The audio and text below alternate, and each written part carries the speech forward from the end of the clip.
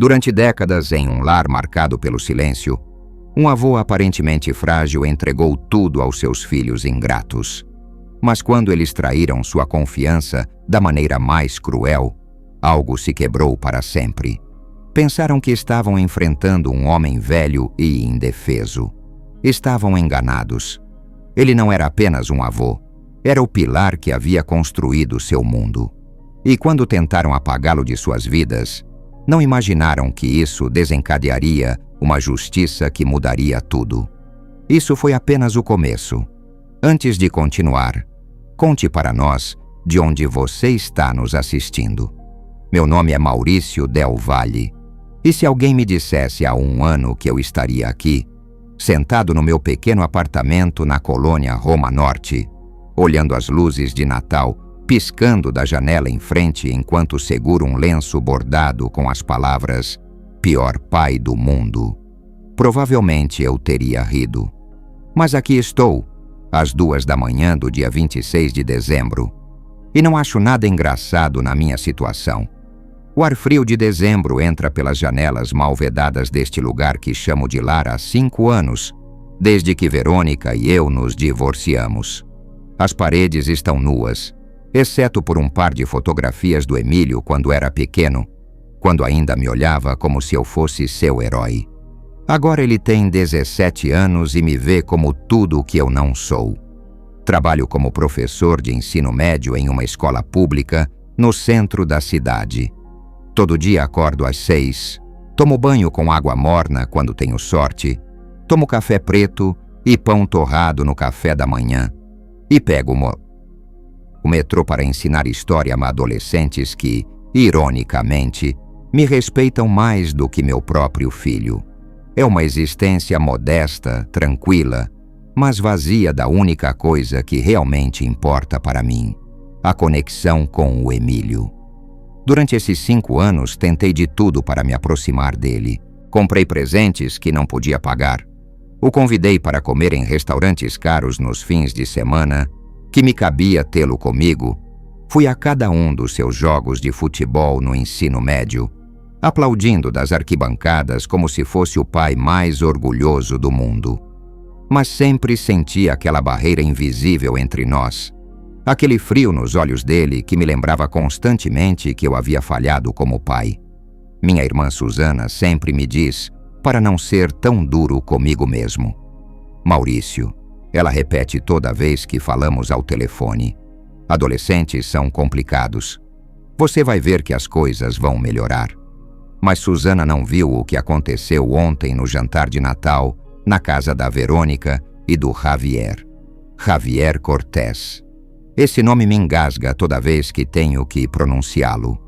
É o marido da minha ex-mulher há 3 anos, um empresário bem-sucedido que mora em Las Lomas, dirige um BMW do ano e usa ternos que custam mais do que meu salário mensal. Ele é tudo o que eu não pude ser. Estável, próspero, presente. E o pior de tudo é que ele é um homem bom. Não posso odiá-lo por ser mal com o Emílio ou com a Verônica. Pelo contrário, ele os trata como se fossem o mais valioso do mundo. Ontem, quando cheguei à casa deles para o jantar de Natal, ele me recebeu com um sorriso genuíno e um aperto de mão firme. Maurício, que bom que você veio. O Emílio estava perguntando por você. Mentira piedosa, pensei, mas agradeci com um sorriso forçado. A casa estava decorada como algo saído de uma revista. Luzes douradas por toda parte, uma árvore de Natal gigantesca na sala, presentes perfeitamente embrulhados embaixo. O aroma de peru e ponche natalino preenchia o ar. Tudo era perfeito, exatamente o que eu nunca pude dar à minha família quando estávamos juntos. Verônica saiu da cozinha secando as mãos com um avental que dizia "a melhor cozinheira do mundo". Ela estava linda, relaxada, feliz. Me cumprimentou com um beijo no rosto, mas pude sentir a tensão no corpo dela, aquela rigidez que aparecia toda vez que tínhamos que interagir. "Oi, Maurício. Você está bem?" Outra mentira piedosa. Eu parecia cansado, eu sabia. Os 5 anos de solidão e culpa se refletiam no meu rosto, nas linhas que se aprofundaram ao redor dos meus olhos, nos fios grisalhos que conquistaram minhas têmporas. Mas assenti e murmurei algo sobre ela também estar bem, o que era absolutamente verdade. Emílio apareceu descendo as escadas, alto e magro, com o cabelo castanho da mãe, mas meus olhos verdes. Deus, como ele havia crescido! Parecia um homem jovem, não o menino que eu lembrava carregar nos ombros no parque aos domingos. Ele me cumprimentou com um "Oi, pai" seco, sem emoção, e foi direto para a cozinha a ajudar a Verônica. Durante o jantar, tentei puxar conversa. Perguntei sobre a escola, sobre seus planos para o próximo semestre, se já tinha decidido o que queria estudar na universidade. As respostas foram monossílabos. Bem, não sei, vou ver. Javier, por outro lado, sabia exatamente como falar com ele. Conversaram sobre um videogame que estavam jogando juntos, sobre uma série da Netflix que tinham assistido, sobre planos para ir a Acapulco nas férias da Semana Santa. Me senti um estranho à mesa, observando a vida que poderia ter tido, a família que poderia ter sido minha se eu soubesse como ser um marido e pai melhor. Depois do jantar, quando chegou a hora dos presentes, meu coração começou a bater mais rápido. Eu havia gastado quase todo o meu 13º para comprar ao Emílio um violão acústico. Notei que ele andava ouvindo muita música ultimamente e pensei que talvez, se ele tivesse seu próprio instrumento, poderíamos encontrar algo em comum. Era um violão modesto, mas de boa qualidade, e vinha com um estojo e um método para iniciantes. Emílio abriu meu presente com a mesma expressão entediada com que jantou. Olhou para o violão, assentiu e murmurou um "obrigado", quase inaudível. Não o tocou, não examinou, simplesmente o deixou de lado e continuou com outros presentes. Depois, foi a vez dele dar presentes. Primeiro se aproximou de Javier com um sorriso que eu não via há anos. Era um sorriso genuíno, cheio de afeto e emoção. "Isso é para você, Javier. Obrigado por tudo que você fez por nós." Javier abriu o envelope e encontrou algumas chaves. Seus olhos se abriram com surpresa genuína. "Emílio, o que é isso?" "Venha comigo." Todos saímos para o jardim e lá estava, um BMW X5 branco, impecável, com um laço vermelho gigante no teto. Javier ficou sem palavras. Verônica levou as mãos à boca. Eu senti como se tivesse levado um soco no estômago. "Como?" murmurou Javier. "Eu venho economizando desde que fiz 15 anos, explicou Emílio. Todo o dinheiro de aniversário, dos trabalhos de verão, até vendi algumas das minhas coisas. Queria te dar algo especial porque você foi mais que um padrasto para mim. Você foi..." A voz dele quebrou. "Você foi o pai que eu sempre quis ter." Javier o abraçou e pude ver lágrimas nos olhos de ambos. Verônica também chorava. Eu fiquei ali parado, sentindo meu mundo desabar. Então Emílio se aproximou de mim. Nos olhos dele havia algo que eu não consegui decifrar. Desafio? Dor? Vingança? "E isso é para você, pai." Era um pequeno pacote embrulhado em papel de jornal. Abri com as mãos trêmulas, tentando manter a compostura diante de toda a família. Dentro havia um lenço branco, simples, com algo bordado em linha vermelha. Pior pai do mundo. O silêncio que se seguiu foi ensurdecedor. Pude sentir os olhares de todos sobre mim, o desconforto preenchendo o ar como fumaça tóxica.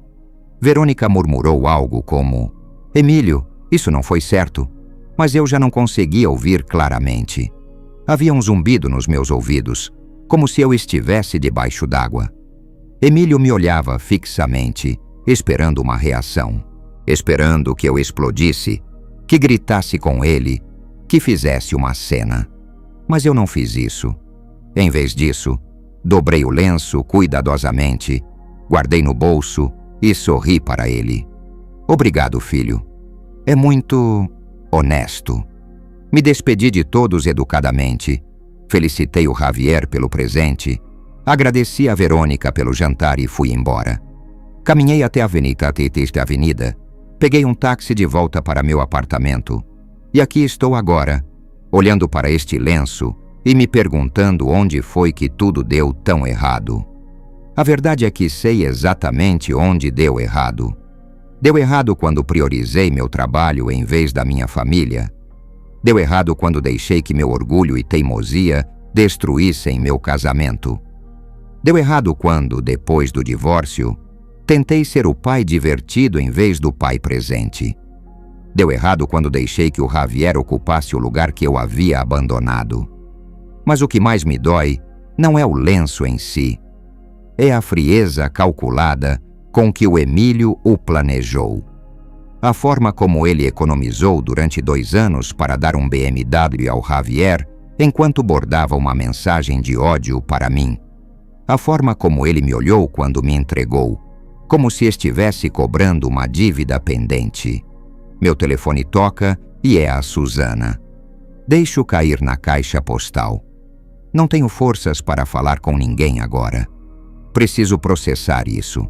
Preciso entender o que vou fazer com o resto da minha vida, sabendo que meu único filho me vê como o pior pai do mundo. Talvez ele tenha razão. Talvez eu seja mesmo. Os dias após o Natal passaram como uma névoa cinzenta. Voltei às aulas no dia 2 de janeiro e, pela primeira vez em anos, me senti grato pela rotina. Meus alunos do 3º ano do ensino médio, com seus uniformes amassados e suas reclamações sobre as férias curtas demais, me proporcionaram uma distração bem-vinda dos meus próprios problemas. Professor Del Valle, disse Carlos, um dos meus alunos mais dedicados. O senhor parece cansado. Teve boas festas? Consegui sorrir. Foram intensas, Carlos, mas já estamos aqui. Abram os livros na página 43. Durante as aulas falava sobre a Revolução Mexicana, sobre heróis e vilões, sobre pais da pátria que lutaram por ideais maiores que eles mesmos. A ironia não me escapava. Lá estava eu, ensinando sobre figuras paternas históricas enquanto meu próprio filho me considerava um fracasso. À tarde, quando voltava para meu apartamento, o silêncio se tornava sufocante. Pensei em ligar para o Emílio dezenas de vezes, mas toda vez que pegava o telefone, lembrava da expressão fria dele ao me entregar o lenço e perdia-lhe a coragem. Susana finalmente conseguiu me contatar no dia 4 de janeiro. Chegou ao meu apartamento sem avisar, carregando sacolas de comida do meu restaurante chinês favorito. Você não atendeu minhas ligações, disse-me empurrando para o lado para entrar. E te conhecendo como te conheço, provavelmente não comeu nada decente desde o Natal. Ela estava certa. Eu havia sobrevivido à base de café, biscoitos salgados e a culpa que me corroía o estômago. Susana tem 3 anos a menos que eu, mas sempre foi a mais sábia dos dois. Trabalha como psicóloga em uma clínica particular e tem aquela capacidade de ler as pessoas que eu nunca desenvolvi. Enquanto servia o arroz frito e o frango agridoce, me estudava com aquele olhar profissional que aperfeiçoou ao longo dos anos. Me conte o que aconteceu, disse simplesmente. Contei tudo. Desde o BMW até o lenço, desde o sorriso do Emílio para o Javier até a frieza dele comigo. Enquanto falava, tirei o lenço da carteira, onde vinha carregando como uma espécie de penitência autoimposta.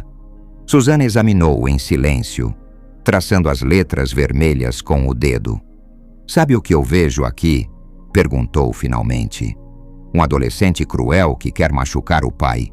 Não. Ela dobrou o lenço cuidadosamente. Vejo um garoto que dedicou tempo para bordar cada uma dessas letras à mão.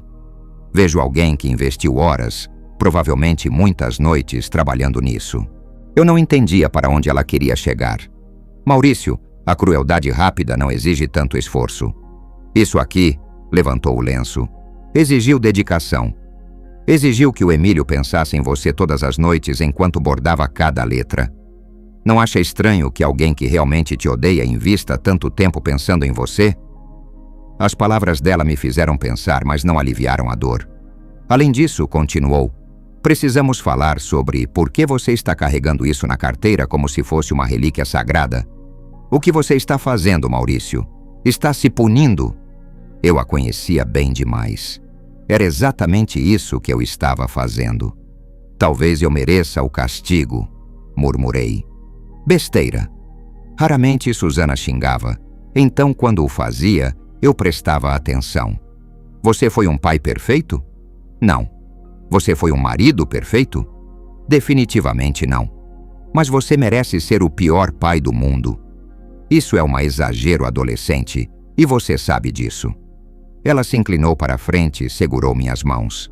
Lembra quando o Emílio tinha 8 anos e ficou com pneumonia? Claro que eu lembrava. Foi uma das piores semanas da minha vida. Emílio ficou internado por 5 dias, com febre tão alta que os médicos temiam pela vida dele. Eu não saí do lado dele nem por um segundo. Dormi numa cadeira desconfortável ao lado da cama. Li histórias para ele quando estava acordado. Segurei sua mão quando teve pesadelos por causa da febre. Você ficou lá a semana toda, continuou Susana. A Verônica teve que voltar ao trabalho depois de 3 dias, mas você pediu licença na escola e ficou até o Emílio poder voltar para casa. Quando ele acordou na manhã em que a febre baixou, a primeira coisa que disse foi: "Papai, você ainda está aqui?" E quando você disse que nunca iria embora, ele sorriu pela primeira vez em dias. A lembrança me atingiu como uma onda. Emílio tinha sido tão pequeno, tão frágil naquela cama de hospital. E confiava em mim completamente. Acreditava que eu podia protegê-lo de qualquer coisa. Aquela criança que sorriu quando você prometeu que nunca iria embora ainda está aí dentro, disse Susana. Está enterrada sob anos de dor e ressentimento, mas ainda está aí. E é essa criança que você precisa alcançar. Mas como? Perguntei. Ele me olha como se eu fosse um estranho, como se eu fosse seu inimigo. Porque você está tentando ser o pai que acha que deveria ter sido, em vez de ser o pai que ele precisa agora. Susana se recostou no sofá. Quando foi a última vez que você perguntou como ele se sente? Não sobre a escola, não sobre os planos para o futuro. Quando foi a última vez que você perguntou simplesmente como ele está? Não consegui lembrar. Cada conversa que tivemos nos últimos anos foi eu tentando impressioná-lo, mostrar que era um bom pai, compensar todos os meus erros passados. Nunca simplesmente ouvi. Além disso, acrescentou Susana, você precisa aceitar algo. O Javier não é seu inimigo. Ele é um bom homem que ama seu filho. Em vez de vê-lo como concorrente, talvez você devesse estar agradecido por o Emílio ter uma figura paterna positiva na vida dele. Essas palavras doeram porque eu sabia que ela tinha razão. Meu ego ferido havia transformado o Javier no vilão, quando a realidade era que ele foi tudo o que eu não pude ser para o Emílio. Sabe o que mais eu penso? Disse Susana, levantando-se para servir mais chá. Acho que o Emílio está tão confuso quanto você. Ele ama o Javier, sim, mas também te ama. E se sente culpado por isso. Sente como se amar um fosse uma traição ao outro. Mas o BMW, Susana, ele deu um maldito BMW e bordou um lenço com as próprias mãos. Ela me olhou diretamente nos olhos. Qual dos 2 presentes exigiu mais dele emocionalmente?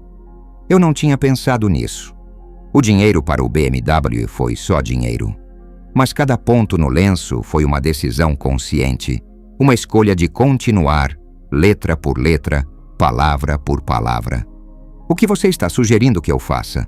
Que você pare de tentar ser o pai perfeito e comece a ser um pai de verdade. Que admita seus erros sem dramatismo. Que você diga que o ama sem esperar que ele diga isso de volta.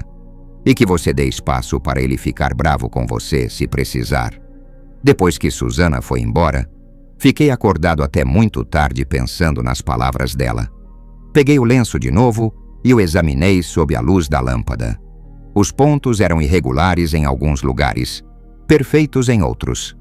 Eu podia imaginar o Emílio trabalhando nisso, talvez frustrado quando errava, talvez chorando enquanto bordava as palavras que sabia que me machucariam. Por que ele teria chorado? Porque, apesar de tudo, machucar alguém que você ama dói, mesmo quando sente que essa pessoa merece. No dia seguinte, decidi enviar uma mensagem de texto para ele. Escrevi e apaguei dezenas de versões. Emílio, podemos conversar? Muito formal. Filho, eu te amo. Muito intenso. Obrigado pelo lenço. Foi honesto. Muito sarcástico. Finalmente escrevi. Emílio, quando estiver pronto para conversar, estarei aqui. Eu te amo. Enviei a mensagem e esperei. 1 hora, 2 horas, o dia todo. Não houve resposta. No dia seguinte, decidi tentar algo diferente. Em vez de mensagens ou ligações, decidi escrever uma carta de verdade em papel, com caneta. Se ele tinha levado tempo para abordar sua mensagem, eu podia levar tempo para escrever a minha direito. Querido Emílio, comecei, e então parei. Querido? Era muito formal? Muito distante? Amassei a folha e comecei de novo. Filho, você tem razão. Eu fui o pior pai do mundo. Não porque eu não te ame. Eu te amo mais do que as palavras podem expressar, mas porque estive tão ocupado tentando compensar meus erros que esqueci de perguntar o que você realmente precisava de mim. Não escrevo isso para que você me perdoe. Não escrevo para que me diga que não sou tão ruim quanto penso. Escrevo porque você precisa saber que sua mensagem foi recebida, alta e clara. Tenho carregado seu lenço comigo desde o Natal. No começo pensei que era porque eu estava me punindo. Mas sua tia Susana me ajudou a perceber que eu o carrego porque é o primeiro presente honesto que você me deu em anos. E a honestidade, mesmo quando dói, é um presente. Não vou prometer que vou mudar da noite para o dia. Não vou prometer que de repente me tornarei o pai que você merecia desde o começo. Mas prometo isso. Vou tentar te ouvir de verdade, não só esperar minha vez de falar. E quero que você saiba que o Javier é um bom homem. Ele merece seu amor e respeito, e você não precisa escolher entre amá-lo e me amar. Seu coração é grande o suficiente para os dois. Quando estiver pronto para conversar, se algum dia estiver, estarei aqui. Seu pai, o pior do mundo, mas seu, afinal, Maurício. Dobrei a carta, coloquei em um envelope e escrevi o endereço com cuidado. Depois, fui até a caixa de correio mais próxima e a enviei antes que pudesse me arrepender. Naquela noite, pela primeira vez em semanas, dormi profundamente. Não porque esperasse uma resposta imediata, mas porque finalmente tinha feito algo real, algo honesto. Parei de tentar controlar a situação e simplesmente fui vulnerável. Não sabia se daria certo. Não sabia se o Emílio leria a carta ou a jogaria no lixo. Mas pela primeira vez, desde o Natal, senti que tinha agido como pai, não como um homem desesperado tentando recuperar algo que havia perdido há muito tempo. A mudança, percebi, teria que começar comigo. A carta que enviei para o Emílio parecia como jogar uma garrafa no oceano. Nos dias seguintes, toda vez que meu telefone tocava, meu coração acelerava na esperança de que fosse ele. Mas as ligações eram da Susana perguntando como eu estava, da escola me lembrando das reuniões de pais que eu teria que dirigir para outros pais, de números desconhecidos tentando me vender seguro de vida. O silêncio do Emílio era ensurdecedor. No fim de semana, decidi fazer algo que não fazia há meses. Limpei meu apartamento de verdade. Não aquela limpeza superficial de passar um pano e arrumar os livros, mas uma limpeza profunda que exigiu mover móveis, aspirar embaixo do sofá e enfrentar o caos que acumulei nas gavetas durante anos vivendo no piloto automático. No fundo da gaveta da minha escrivaninha, encontrei uma caixa de sapatos que não abria desde a mudança. Dentro havia fotos antigas, cartas da Verônica de quando éramos namorados e desenhos que o Emílio fez quando era pequeno. Sentei no chão da sala, com a caixa entre as pernas, e revisei cada item como se fosse um arqueólogo escavando nas ruínas da minha própria vida. Havia um desenho em particular que me fez parar. O Emílio devia ter uns 6 anos quando o fez.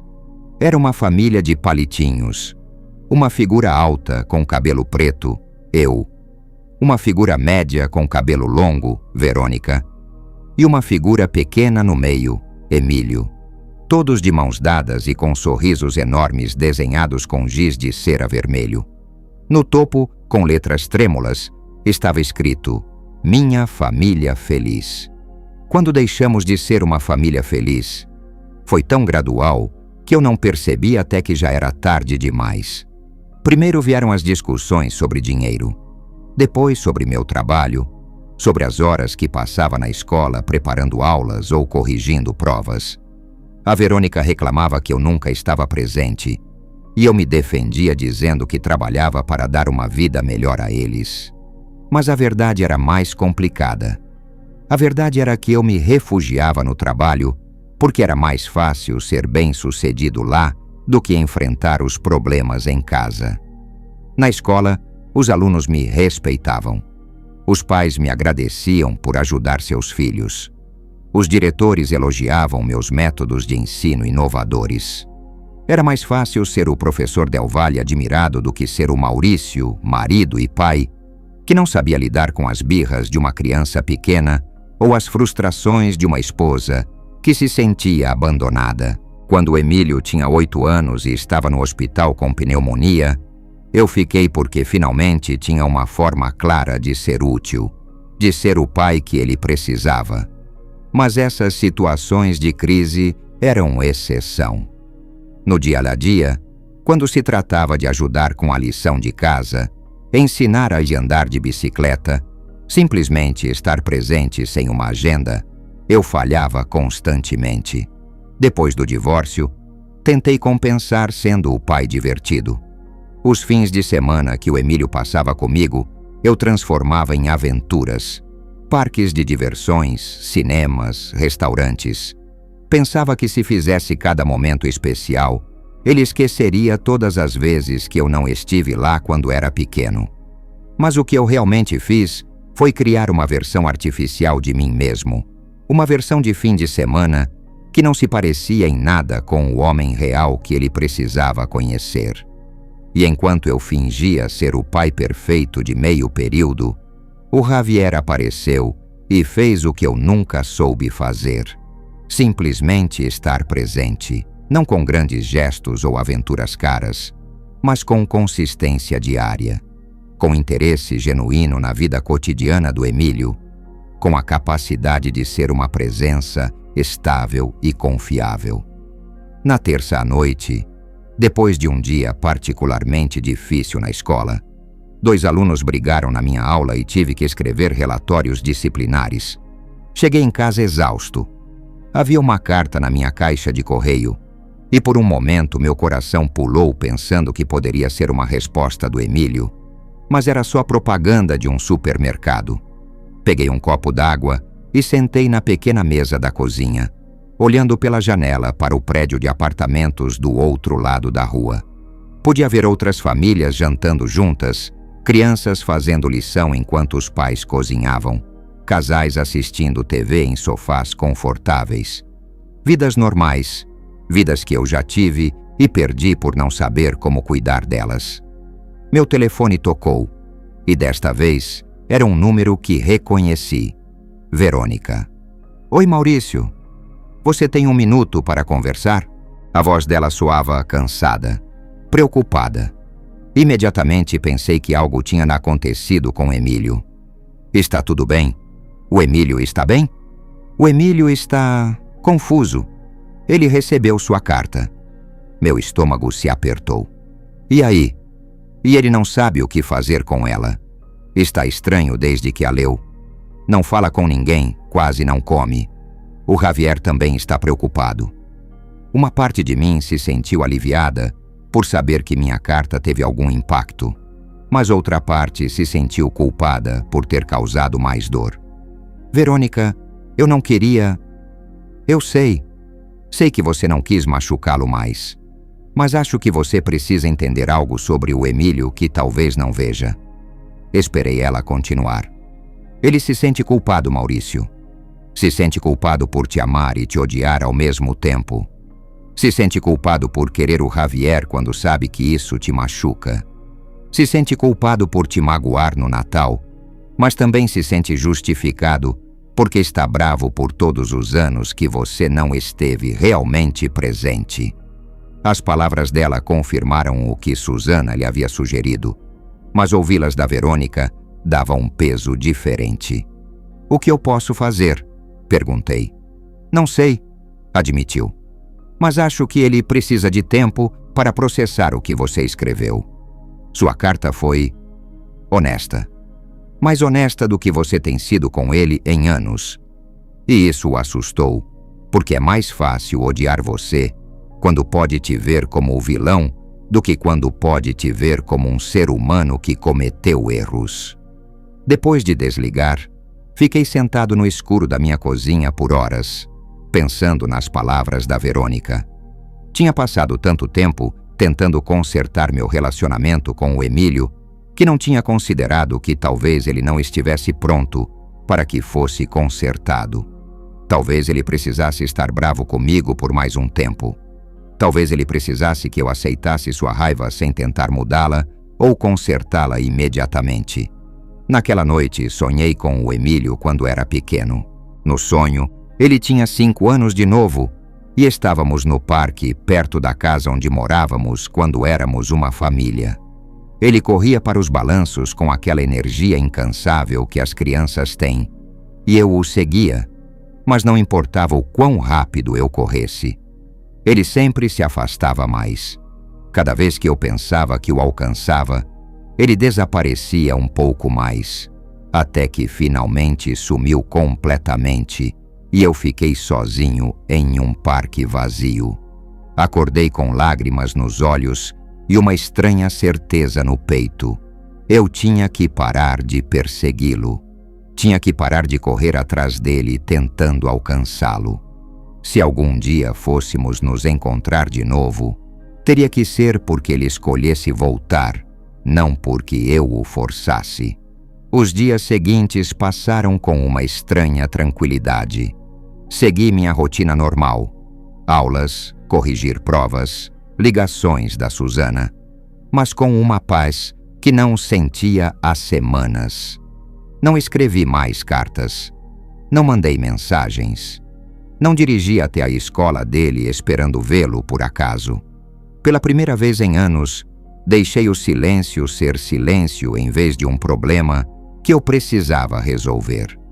Na sexta-feira à noite, eu estava preparando aulas para a semana seguinte quando meu telefone tocou. Era quase meia-noite e meu primeiro pensamento foi que devia ser uma emergência. Mas quando vi a tela, era um número desconhecido. Alô? Papai? A voz estava trêmula, quase irreconhecível. Emílio. Emílio? Onde você está? Está bem? Estou na casa de um amigo. Papai, preciso te perguntar uma coisa, e preciso que você me diga a verdade. Meu coração batia tão forte que eu tinha certeza que podia ouvi-lo pelo telefone. Claro, filho. O que você precisar. Você vai embora de novo? A pergunta me atingiu como um raio. O que você quer dizer? Na sua carta você disse que ia mudar, que ia tentar ser melhor. Mas é isso que você sempre diz. E aí? A voz dele quebrou. Aí você desaparece de novo. Como quando eu era pequeno. Você prometia que faríamos coisas juntos nos fins de semana. E aí você tinha trabalho. Ou estava cansado demais, ou tinha que sair com seus amigos. Cada palavra era como uma facada. Porque ele estava certo. Eu tinha feito essas promessas quando ele era pequeno, e as quebrei uma e outra vez. Emílio! Não! Ele me interrompeu, e eu pude ouvir que estava chorando. Não me diga que dessa vez vai ser diferente. Não me diga que você mudou, porque eu não posso. Não posso acreditar em você de novo e me machucar de novo. A dor na voz dele era insuportável. Eu queria prometer que dessa vez seria diferente, que eu tinha aprendido com meus erros, que finalmente tinha entendido o que realmente importava. Mas as lágrimas dele me lembraram todas as vezes que eu tinha feito exatamente essas promessas e as tinha quebrado. Você está certo, eu disse finalmente. Você tem toda a razão em não acreditar em mim. Eu quebrei minhas promessas muitas vezes. Houve silêncio do outro lado da linha, exceto pelo som da respiração irregular dele. Mas quero te dizer uma coisa, Emílio. E não é uma promessa, porque eu entendo que minhas promessas não valem nada para você agora. É só um fato. Esperei um momento, escolhendo minhas palavras cuidadosamente. Eu não vou embora. Não vou sair da cidade, não vou sair da sua vida. Não vou deixar de ser seu pai. Mesmo que você nunca me perdoe, mesmo que nunca mais conversemos depois de hoje, eu continuarei sendo seu pai e continuarei aqui. Isso não depende de você me dar outra chance ou não. Isso não depende de eu mudar ou melhorar ou me tornar o homem que eu deveria ter sido desde o começo. Isso é só um fato. Pude ouvi-lo chorando mais alto agora. Por que você bordou o lenço, Emílio? A pergunta surgiu do nada, e eu mesmo me surpreendi ao fazê-la. O quê? O lenço. Te levou tempo, te deu trabalho. Você poderia simplesmente não ter me dado nada, ou ter me dado algo cruel que não exigisse tanto esforço. Por que você bordou cada letra com suas próprias mãos? Houve uma longa pausa. Porque... A voz dele era quase um sussurro. Porque eu queria que você soubesse que não era só raiva do momento. Eu queria que você soubesse que eu tinha pensado nisso, que você realmente me machucou. E por que era importante que eu soubesse disso? Outra pausa, mais longa dessa vez. Eu não sei, ele murmurou finalmente. Eu acho que você sabe. Papai, eu não posso fazer isso agora. Só precisava saber que você não ia embora. Eu não vou embora, repeti. Isso é um fato, não uma promessa. Qual é a diferença? Uma promessa é algo que eu posso quebrar. Um fato é algo que simplesmente é. Não importa o que eu faça ou deixe de fazer. Houve outro momento de silêncio. E então a voz dele, um pouco mais forte. Papai, sim. A razão pela qual eu bordei o lenço, a razão pela qual era importante que você soubesse que me machucou. Esperei. É porque só as pessoas que você ama podem realmente te machucar. Meu coração parou. Emílio, tenho que desligar agora. Mas... Obrigado por dizer que você não vai embora. Emílio, espera. Mas ele já tinha desligado. Fiquei sentado na minha cozinha com o telefone ainda no ouvido, tentando processar o que acabara de acontecer. Meu filho, que me deu um lenço, me chamando de pior pai do mundo, acabara de admitir que me amava. Não diretamente, mas a implicação estava lá, clara como água. Só as pessoas que você ama podem realmente te machucar. Pela primeira vez em semanas, sorri genuinamente. Não porque achasse que tudo estava resolvido. Eu sabia que não estava.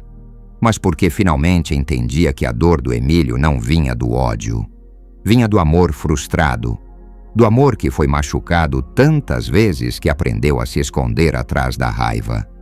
E pela primeira vez, entendi que meu trabalho não era convencê-lo a me perdoar.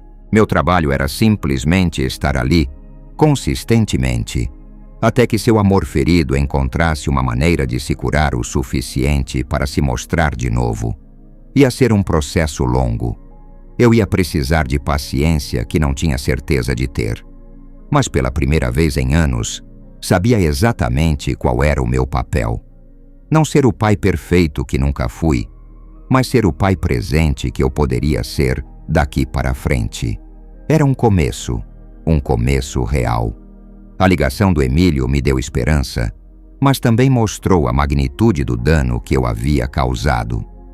Nos dias seguintes, me dediquei a fazer algo que nunca tinha feito antes: examinar honestamente meus padrões de comportamento como pai. Peguei um caderno velho e comecei a escrever uma lista de todas as promessas que lembrava de ter quebrado.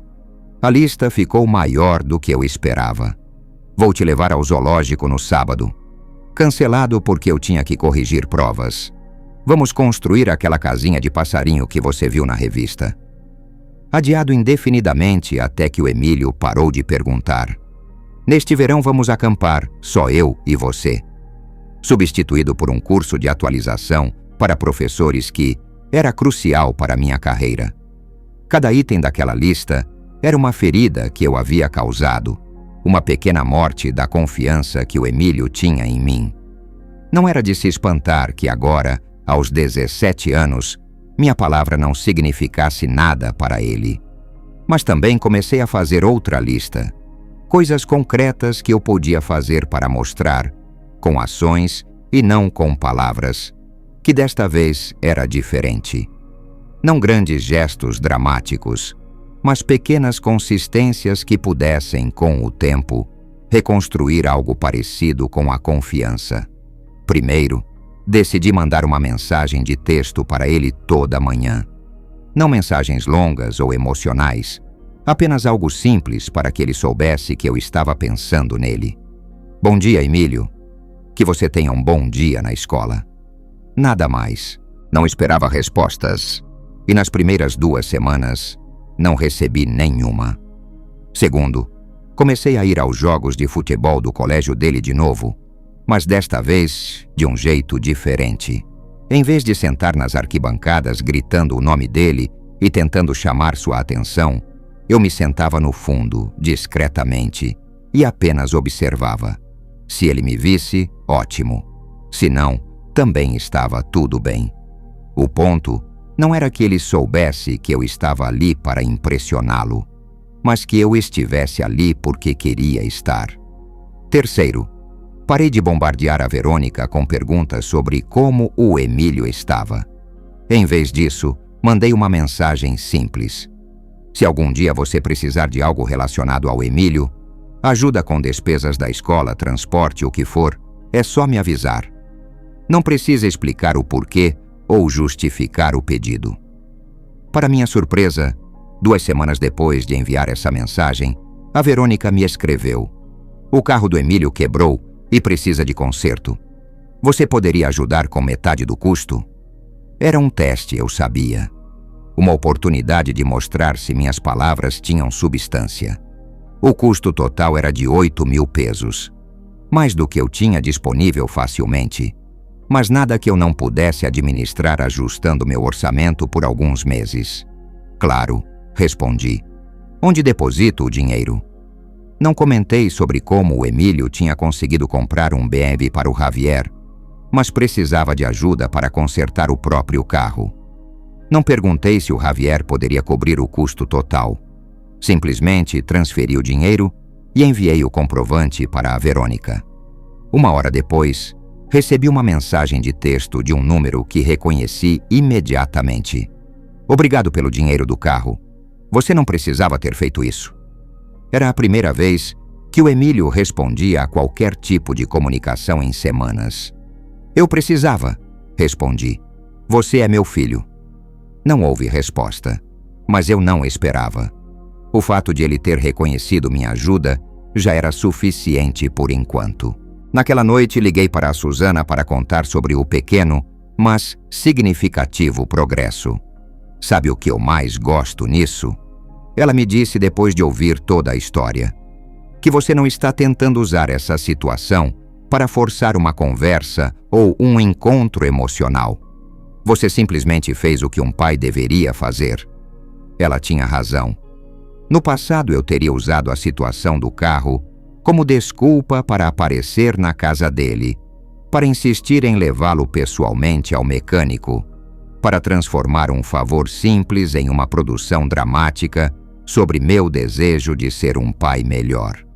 Desta vez, eu simplesmente resolvi o problema sem me tornar o centro da situação. É estranho, eu disse para a Susana. Eu me sinto mais pai agora, enviando dinheiro para consertar um carro sem fazer escândalo, do que em todos esses anos tentando impressioná-lo com aventuras de fim de semana. Porque estar presente não é sobre momentos grandes e memoráveis, ela respondeu. É sobre ser uma presença constante e confiável nas coisas pequenas e do dia a dia. No dia seguinte, na escola, um dos meus colegas, o professor Ramiro, se aproximou de mim durante o intervalo. Maurício, você está bem? Você anda diferente ultimamente. Mas, não sei, mais tranquilo.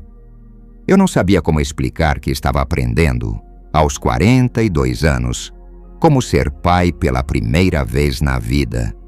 Só estou tentando algumas coisas com meu filho, respondi. Ah, problemas de adolescente, eu conheço bem. Tenho 2 em casa. Ele riu. Quer algum conselho? Pensei na pergunta dele. Ramiro era um bom pai, eu sabia. Já tinha visto como os filhos dele o procuravam depois da escola, como falavam dele com orgulho quando vinham aos eventos escolares. Como você faz para que eles confiem em você? Perguntei finalmente. Ele me olhou surpreso, provavelmente esperando uma pergunta sobre disciplina ou limites. Honestamente, disse depois de pensar um pouco, acho que é fazer o que você diz que vai fazer, não importa o quão pequeno seja. Se você diz que vai comprar leite no caminho para casa, compra leite. Se diz que vão assistir a um filme na sexta, assistem ao filme na sexta. As crianças não distinguem entre promessas grandes e pequenas. Para elas, sua palavra é sua palavra. As palavras dele me acompanharam o resto do dia. Naquela tarde, enquanto preparava minhas aulas, percebi que eu vinha tentando reconstruir a confiança do Emílio com grandes gestos emocionais, quando o que ele realmente precisava era que eu mostrasse confiabilidade nas coisas mais mundanas. Naquela noite, mandei a mensagem de bom dia como vinha fazendo há 2 semanas. Mas desta vez acrescentei algo mais. Espero que o carro esteja funcionando bem. Para minha surpresa, algumas horas depois, recebi uma resposta. Sim, já está consertado. Funciona bem. Obrigado de novo. Era uma mensagem simples, quase formal, mas para mim era como receber um tesouro. O Emílio tinha escolhido responder. Tinha escolhido manter a conversa, mesmo que brevemente. Era um passo minúsculo, mas era um passo. Fico feliz, respondi e deixei a conversa por ali. Cada fibra do meu ser queria continuar escrevendo, perguntar como ele estava, se podíamos nos ver, se ele estava disposto a me dar outra chance. Mas eu tinha aprendido que persegui-lo só o afastava mais.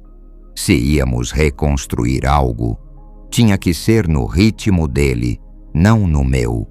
Os dias seguintes estabeleceram um padrão estranho, mas esperançoso. Minhas mensagens de bom dia ocasionalmente recebiam respostas curtas. Tenho prova de química hoje. O treinador cancelou o treino. Está chovendo muito. Nada profundo, nada emocional, mas comunicação, enfim. Era como se estivéssemos aprendendo a falar de novo, começando pelo básico. Numa tarde de sexta-feira, enquanto caminhava para meu apartamento depois do trabalho, vi uma figura familiar no ponto de ônibus perto do meu prédio. O Emílio estava ali, com sua mochila da escola, olhando o celular. Meu primeiro impulso foi correr até ele, mas me forcei a manter um passo normal. Quando cheguei ao ponto, parei ao lado dele sem dizer nada. Ele levantou o olhar, me viu e, por um momento, pareceu que ia se levantar e ir embora. Mas não o fez. Ficou sentado, tenso, mas ficou. Oi, eu disse simplesmente. Oi, respondeu sem me olhar diretamente. Ficamos assim por vários minutos. Eu não perguntei o que ele fazia no meu bairro, ele não se explicou. Simplesmente existíamos no mesmo espaço, esperando o ônibus que provavelmente ele não precisava pegar e que eu definitivamente não precisava pegar. Como vão as aulas? Perguntei finalmente. Bem, tenho que entregar uma inscrição para a universidade na próxima semana. Meu coração acelerou. Universidade. Meu filho estava crescendo, tomando decisões importantes sobre seu futuro, e eu mal estava sabendo. Já decidiu para onde quer ir? Estou considerando a UNAM para engenharia, e talvez o TEC, se conseguir bolsa. Engenharia. Eu não sabia. Tinha-lhe assumido que ele continuaria com esportes, talvez educação física ou algo relacionado ao futebol. Mas engenharia era algo completamente diferente. Algo que falava de uma parte dele que eu não conhecia. Desde quando você se interessa por engenharia? Ele deu de ombros. Já faz um tempo. Gosto de como as coisas funcionam, resolver problemas. O Javier tem me ajudado com matemática avançada. Claro que o Javier estava ajudando. Javier, com sua empresa de sucesso, provavelmente entendia o mundo da engenharia melhor do que eu, um professor de história que evitava matemática desde o ensino médio. Mas dessa vez, em vez de sentir ressentimento ou ciúmes, senti algo diferente. Gratidão. Gratidão por Emílio ter alguém que o apoiasse em suas aspirações acadêmicas. Alguém que pudesse guiá-lo em áreas onde eu não tinha conhecimento. Isso é incrível, eu disse, e falava sério. O Javier deve ser um bom mentor para esse tipo de coisa. Emílio me olhou diretamente pela primeira vez na conversa, como se esperasse detectar sarcasmo ou amargura na minha voz. Quando não encontrou nada disso, sua postura relaxou um pouco. Sim, ele é. Sabe muito sobre negócios e tecnologia. Fico muito feliz que você tenha esse apoio, eu disse. E fico feliz em saber que você quer estudar engenharia. Eu não sabia disso sobre você. Houve uma pausa. E então, quase em um sussurro, tem muitas coisas sobre mim que você não sabe. Suas palavras me doeram porque eram verdade. Mas ele não as disse com crueldade. Disse com tristeza, como se ele também lamentasse que fosse assim. Você tem razão, admiti. Mas eu gostaria de te conhecer melhor, se você me der a chance.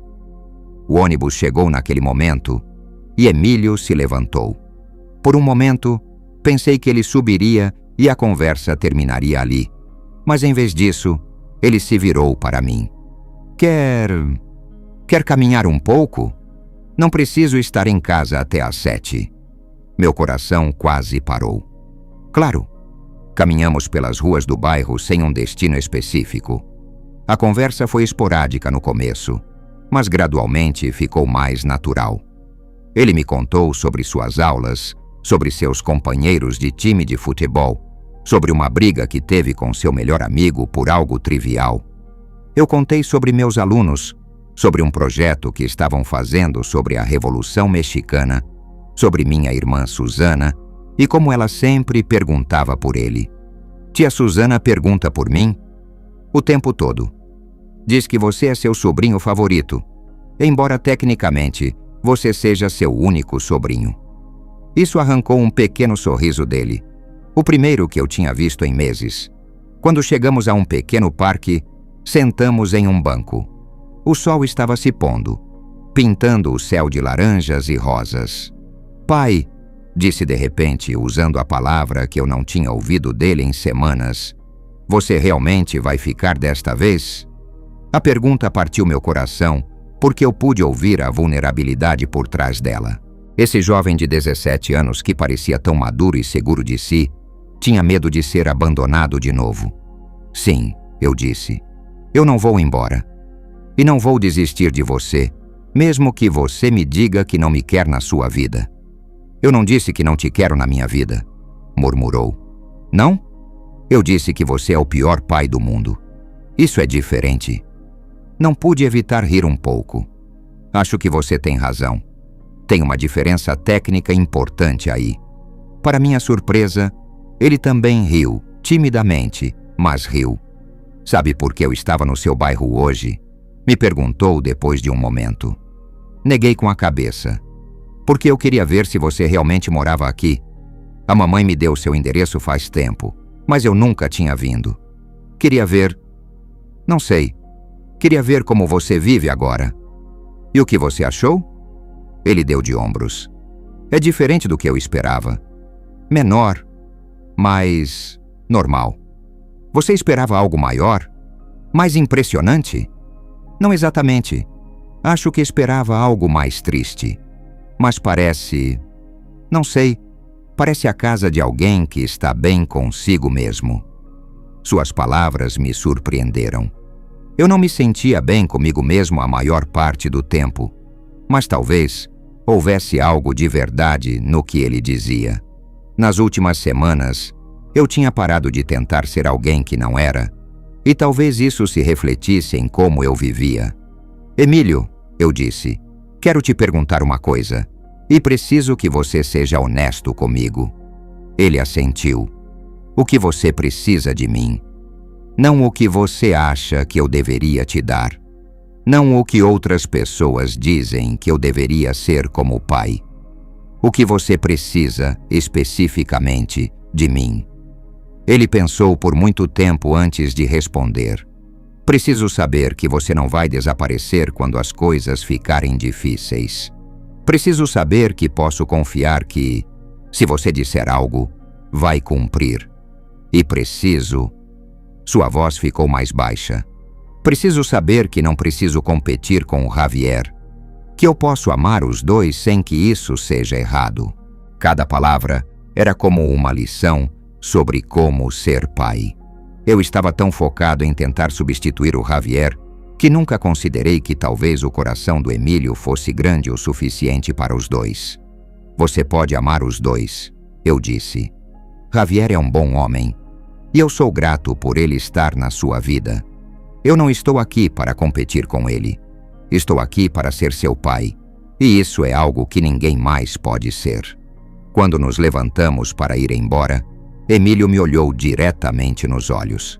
Pai, podemos fazer isso de novo? Caminhar e conversar? Quando você quiser, Tidete disse. Eu estarei aqui. Pela primeira vez em anos, quando disse essas palavras, ambos sabíamos que eram verdade. Os dias seguintes à nossa caminhada no parque pareceram diferentes. Não dramaticamente diferentes. Não era como se, de repente, Emílio e eu fôssemos melhores amigos. Mas havia uma mudança sutil no ar entre nós. Suas respostas às minhas mensagens de bom dia ficaram um pouco mais longas. Ocasionalmente incluía detalhes sobre seus dias que eu não tinha pedido. E uma vez... até me enviou uma foto de um projeto de física que tinha terminado. Parece complicado, respondi à foto. Mas é divertido. É sobre resistência dos materiais. Era uma conversa mundana, mas para mim era ouro puro. Meu filho estava me deixando entrar no seu mundo, pedaço por pedaço. Na sexta noite eu estava preparando aulas quando meu telefone tocou. Era a Verônica, e pelo tom da voz dela, soube imediatamente que algo estava errado. Maurício, você pode vir? Aconteceu algo. Meu estômago se contraiu. O Emílio está bem? Fisicamente sim, mas... Ele precisa falar com você. Precisa falar com o pai dele. Não fiz perguntas. Peguei minhas chaves e dirigi pela cidade até Las Lomas mais rápido do que provavelmente deveria. Quando cheguei em casa, Verônica me esperava na porta. Ela parecia preocupada, mas não histérica, o que me tranquilizou um pouco. O que aconteceu? Ele recebeu uma ligação da UNAM. Não deram a bolsa que ele tinha pedido. E depois o Tec disse que a inscrição dele está na lista de espera. Ela suspirou. Ele se trancou no quarto há 3 horas e não saiu. O Javier tentou falar com ele, eu tentei falar com ele, mas ele continua pedindo por você. Meu coração acelerou, mas não de pânico, por algo que estranhamente parecia honra. Em um momento de crise, meu filho estava me pedindo: onde ele está? Subi as escadas até o quarto dele e bati suavemente na porta. Emílio, sou eu. Entre. O quarto dele estava escuro, exceto pela luz do computador. Ele estava sentado na cama, com as pernas cruzadas, segurando uma carta em cada mão. Eu podia ver que ele tinha chorado. Sentei na cadeira da escrivaninha dele, não muito perto, mas perto o suficiente para que soubesse que eu estava ali. Quer falar sobre isso? Todo o meu plano foi por água abaixo, disse ele, a voz rouca de tanto chorar. Eu tinha tudo calculado. O NAN com bolsa ou o TEC com bolsa parcial. Mas sem as bolsas... Ele parou. Mamãe e o Javier dizem que podem ajudar com as mensalidades, mas isso significaria que o Javier teria que pagar pelos meus estudos. E eu não quero... Não quero o quê? Não quero dever mais do que já devo. Explodiu. Ele já paga por esta casa, pelas minhas roupas, pela minha comida, por tudo. E ele é bom com isso. Nunca me faz sentir mal por isso. Mas eu sei que não sou responsabilidade dele de verdade. Sou sua responsabilidade. E você... Ele parou abruptamente. E eu não posso pagar uma universidade particular. Terminei por ele. Ele assentiu sem me olhar. Por vários minutos, nenhum de nós disse nada. Eu estava processando não só a crise imediata dele, mas a culpa complexa que ele carregava. Ele se sentia um peso para o Javier, mas também sabia que eu não tinha recursos para livrá-lo desse peso. Emílio finalmente disse: posso te contar uma história?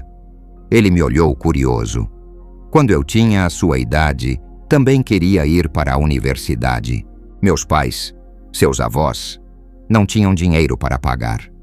Então eu trabalhava durante o dia e estudava na universidade à noite. Demorei 6 anos para terminar um curso que normalmente leva 4, mas eu terminei. Eu já sei essa história, pai. Mas o que eu nunca te disse é por que escolhi ser professor. Não foi por vocação, não no começo. Foi porque era um trabalho estável com um salário previsível. Depois de crescer sem dinheiro, a única coisa que eu queria era segurança financeira. Pausei. Mas depois de alguns anos ensinando, percebi que realmente gostava. Gostava de ver os alunos entenderem conceitos novos. Gostava de fazer parte do crescimento deles. O dinheiro continuou importante, mas não era mais o único importante. Qual é o seu ponto? Meu ponto é que talvez você esteja vendo isso como um fracasso, quando na verdade é só um desvio. Talvez existam outras maneiras de chegar onde você quer. Ele ficou pensativo por um momento. Como o quê? Bem, você poderia ir para uma universidade pública sem bolsa e trabalhar meio período para ajudar com as despesas. Ou poderia tirar um ano sabático, trabalhar em tempo integral para economizar dinheiro e se candidatar a bolsas novamente no próximo ano com melhores qualificações. Ou poderia começar em uma universidade menor e depois se transferir para uma maior quando tiver um histórico acadêmico melhor e mais opções de bolsas. Emílio levantou o olhar pela primeira vez desde que entrou no quarto. Você realmente acha que essas são opções reais? Acho que são opções que te dariam controle sobre sua situação, em vez de te fazer sentir como se fosse um peso para alguém. Ele ficou em silêncio por um longo tempo e eu pude ver que estava processando o que eu disse. Pai, disse finalmente, posso te perguntar algo pessoal? Claro. Você se arrepende de ter se casado tão jovem? Você se arrepende de ter me tido tão jovem? A pergunta me atingiu como um soco no estômago. Era a pergunta que eu esperava há anos. A pergunta que provavelmente corroía da mente dele desde que ele era grande o suficiente para entender que seus pais se casaram porque Verônica estava grávida dele. Não, respondi sem hesitar. Não me arrependo de ter te tido. Nunca me arrependi disso, nem por um segundo. Mas você se arrepende do casamento? Essa era mais complicada. Me arrependo da forma como lidei com o casamento. Me arrependo de não ter sido o marido que sua mãe merecia e de não ter sido o pai que você merecia. Mas não me arrependo de ter tentado fazer o certo quando soube que você ia nascer. Mesmo que isso signifique que você nunca teve a vida que queria. Emílio, você é minha vida que eu queria. O problema não foi te ter jovem. O problema foi que eu não sabia como ser pai. Ninguém me ensinou. E eu era orgulhoso demais para admitir que não sabia o que estava fazendo. Lágrimas frescas apareceram nos olhos dele. Mas se você não tivesse metido, talvez você pudesse... Não, interrompi firme. Para por aí. Você não é responsável pelas decisões que eu tomei ou deixei de tomar como adulto. Você não é responsável por eu não saber equilibrar trabalho e família. Você não é responsável por sua mãe e eu não termos conseguido fazer nosso casamento funcionar. Levantei da cadeira e me sentei na beira da cama dele, mais perto dele. Sabe o que mais me dói em todos esses anos? Perguntei. Ele negou com a cabeça. Que de alguma forma eu te fiz sentir que você era um peso, que você era algo que eu tinha que suportar em vez de algo que eu escolhi amar todos os dias da minha vida. Agora ele chorava abertamente. Mas eu estraguei sua vida. Não, filho. Você me deu um propósito na vida. O problema é que eu não soube o que fazer com esse propósito. Então o abracei e, para minha surpresa, ele não se afastou. Ele se agarrou a mim como não fazia desde pequeno e chorou no meu ombro como se estivesse liberando anos de culpa e dor acumuladas. Eu não quero ser um peso para o Javier também, murmurou contra minha camisa. Você não é um peso para ninguém. O Javier te ama porque te ama, não porque se sente obrigado. E eu te amo porque você é meu filho, não porque seja meu dever. Ficamos assim por vários minutos, simplesmente abraçados enquanto ele processava emoções que provavelmente guardava há anos. Quando finalmente se afastou, enxugou os olhos com a manga da camisa. O que eu vou fazer sobre a universidade? O que você quer fazer? Quero estudar engenharia. Quero fazer direito, não só terminar. E quero fazer de um jeito que não me faça sentir que devo meu futuro a alguém. Então vamos encontrar um jeito de fazer isso acontecer. Vamos? Se você me deixar ajudar. E não estou falando só de dinheiro. Nós dois sabemos que eu não tenho muito disso. Mas posso te ajudar a pesquisar opções. Posso te ajudar a escrever inscrições para mais bolsas. Posso te ajudar a fazer um plano. Pela primeira vez naquela noite, ele sorriu. Você faria isso? Filho, seria uma honra fazer isso. Passamos a próxima hora no computador dele, pesquisando programas de engenharia em universidades públicas, bolsas por mérito acadêmico que ainda tinham prazos abertos e programas de trabalho-estudo que poderiam ajudá-lo a custear as despesas enquanto estudava. Olha isso, disse apontando para a tela. A Universidade Autônoma Metropolitana tem um excelente programa de engenharia e as mensalidades são muito mais baratas que as universidades particulares. Além disso, eles têm um programa de bolsas por mérito acadêmico que fica aberto até março. Emílio estudou a informação, mas é tão boa quanto a UNAM ou o TEC. Sabe o que aprendi depois de 20 anos como professor? A universidade não te faz bem-sucedido. Você se faz bem-sucedido na universidade. Um bom aluno pode se destacar em qualquer lugar, e um aluno mediano pode fracassar até na melhor universidade. Você realmente acredita nisso? Já vi isso várias vezes. Alguns dos meus melhores ex-alunos foram para universidades que ninguém considerava prestigiadas, mas trabalharam duro e agora têm carreiras incríveis. E alguns que foram para as universidades mais caras acabaram sendo medíocres porque pensaram que o nome da universidade faria o trabalho por eles. Encontramos mais 3 universidades que tinham bons programas de engenharia e estavam dentro de um preço que poderíamos administrar entre o Javier, eu e um trabalho meio período para o Emílio. Também encontramos 5 bolsas adicionais para as quais ele se qualificava. Isso dá muito trabalho, disse Emílio, olhando a lista que havíamos feito. Sim, dá. Mas sabe de uma coisa? Vamos fazer isso juntos? Proponho que nos encontremos todo sábado de manhã para trabalhar nas inscrições, redações e tudo o que precisarmos fazer. Você realmente faria isso? Sério. E desta vez, Emílio, não é uma promessa que eu possa quebrar. É um compromisso que vou cumprir. Quando descemos do quarto dele, Verônica e Javier estavam esperando ansiosamente na sala. Como ele está? Perguntou Verônica imediatamente. Melhor, respondeu Emílio. Papai me ajudou a ver que tenho mais opções do que eu pensava. Javier se aproximou e colocou a mão no ombro de Emílio. Quer que a gente converse sobre a parte financeira? Sim, mas primeiro quero ver quanta ajuda financeira consigo por conta própria. Papai vai me ajudar com as inscrições. Vi algo que não esperava nos olhos do Javier. Alívio. Não alívio por não ter que pagar, mas alívio por Emílio ter o pai biológico participando ativamente do seu futuro. Me parece perfeito, disse Javier. E quando tiverem todas as informações sobre custos e bolsas, podemos sentar os 4 e fazer um plano financeiro que funcione para todos. 4. Verônica, Javier, Emílio e eu.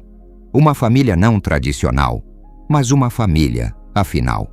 Quando me despedi naquela noite, Emílio me abraçou de novo. Obrigado, papai.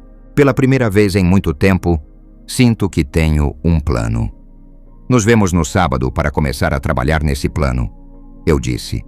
Nos vemos no sábado. Enquanto dirigia de volta para meu apartamento, percebi que algo fundamental havia mudado naquela noite.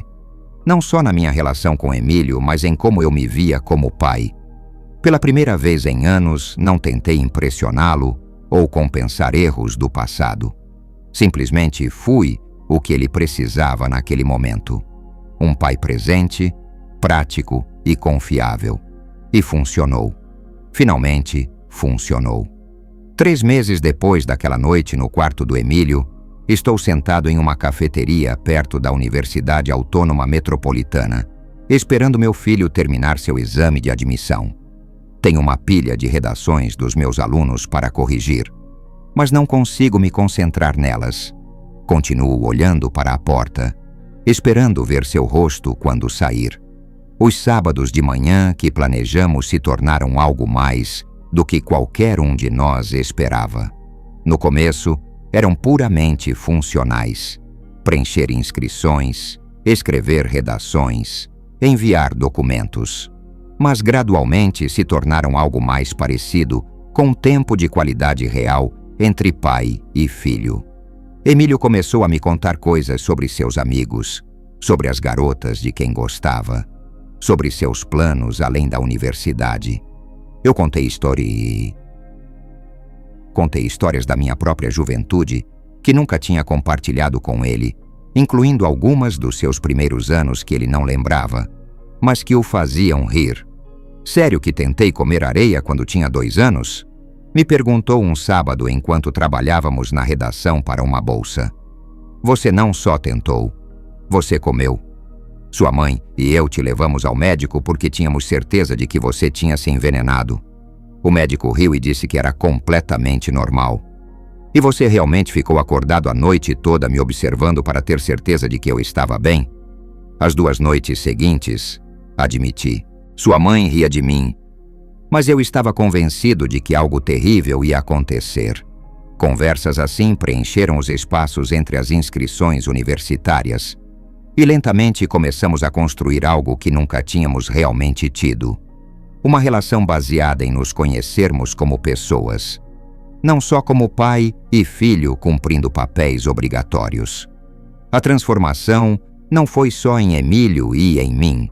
Também mudou a dinâmica familiar mais ampla. Verônica ficou mais relaxada na minha presença e nossas interações ficaram menos tensas e mais colaborativas. Javier e eu até desenvolvemos algo parecido com uma amizade desconfortável, mas genuína. Sabe, me disse Javier um dia, quando estávamos esperando o Emílio depois de um jogo de futebol. Fico feliz que você esteja mais presente na vida dele. Ele precisa do pai dele. Fico feliz que ele tenha você também, respondi. E dizia isso com sinceridade. Você foi o que ele precisava quando eu não sabia como ser. Mas agora você sabe. Estou aprendendo, corrigi. Todo dia estou aprendendo. O processo de inscrição universitária revelou aspectos do Emílio que eu não conhecia. Ele era incrivelmente organizado, tinha uma ética de trabalho impressionante e uma capacidade de análise que me surpreendeu. Quando ele escreveu sua redação pessoal sobre como a matemática o ajudava a entender o mundo, percebi que ele tinha uma mente brilhante que eu estava distraído demais para notar quando ele era mais jovem. Essa redação está realmente boa, disse depois de ler o primeiro rascunho. Você não está só sendo gentil porque é meu pai. Emílio, sou professor.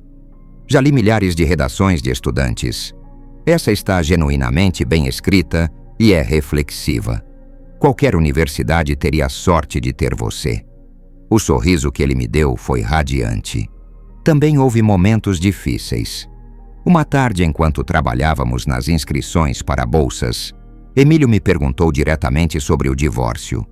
Por que realmente não deu certo entre você e a mamãe? Era uma pergunta que eu evitava há anos, mas percebi que ele merecia uma resposta honesta. Porque éramos muito jovens e não sabíamos como ser casal ao mesmo tempo em que aprendíamos a ser pais. Cada um de nós tinha ideias diferentes sobre como as coisas deveriam ser, mas nunca aprendemos a comunicar essas ideias de forma construtiva. Vocês brigavam muito? Mais do que deveríamos ter brigado na sua frente. E eu peço desculpas por isso. Você ainda a ama? Essa pergunta exigiu mais reflexão. Eu a amo como mãe do meu filho e como alguém que foi importante na minha vida. Mas não estou apaixonado por ela. E acho que ela está genuinamente feliz com o Javier de um jeito que nunca pôde estar comigo. Você está bem com isso? Estou bem com isso. Ela merece ser feliz. Conversas assim me ajudaram a processar coisas que eu evitava há anos. E acho que ajudaram o Emílio a entender que o divórcio dos pais não foi culpa dele e que era possível que todos fôssemos felizes em configurações diferentes. O grande teste veio quando Emílio recebeu sua primeira carta de aceitação universitária. Foi de uma universidade pública, menor em Puebla, não sua primeira opção, mas uma boa escola com um programa sólido de engenharia. O que você acha? Me perguntou, mostrando a carta. Acho fantástico. E você? Estou feliz, mas ainda espero ouvir da UAM. E está tudo bem esperar. Mas também está tudo bem se orgulhar dessa aceitação. 2 semanas depois, chegou a carta da UAM. Aceito, e com uma bolsa parcial, que cobriria 60% da mensalidade. Quando ele me ligou para contar a notícia, estava tão emocionado que mal conseguia formar palavras coerentes. Papai, a bolsa! Me deram a bolsa! Emílio, isso é incrível! Estou tão orgulhoso de você!